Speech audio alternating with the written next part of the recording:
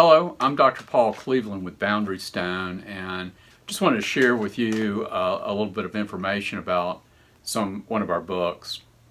It's this book right here. The title of it, I wrote this book, it's my second book, and I titled it Unmasking the Sacred Lies. Well, what the book is really about is it's an economic history of public policy in America. You know, this is my area of primary focus. I'm a political economist in terms of my studies. And so I wanted to put together a book that would just kind of chronicle government's involvement in various areas of policy making. And so I start out with a big picture of fiscal policy and monetary policy. And then I go into areas like transportation, education, their policies on the environment, and so forth. And usually what has transpired over time is some supposed problem or human ill was identified, and then government said, oh, well, we need to take care of this. And so they would come in and create some program.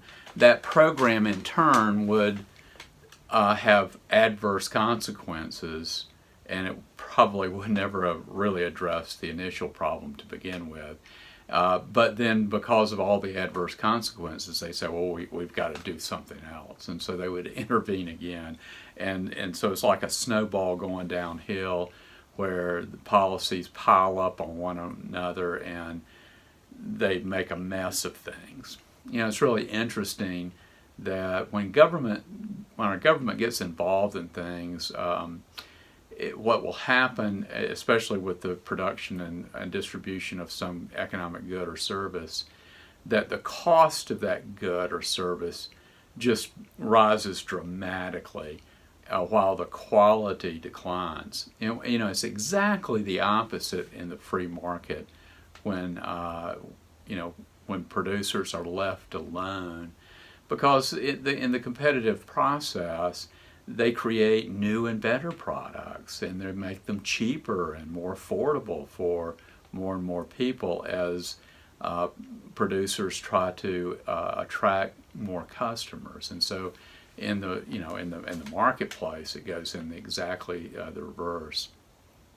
Well, this particular book, I think, if your student is involved in debate, policy debate, team debate, that sort of thing, this could be really an excellent resource for your students. So I'd highly recommend it, that you take a look at it. At any rate, check out our website, boundarystone.org, and take a look at our products. I think we have the kind of content that will allow your student to gain an educational background that will really fit them well for their futures. Anyway, Dr. Paul Cleveland with Boundary Stone.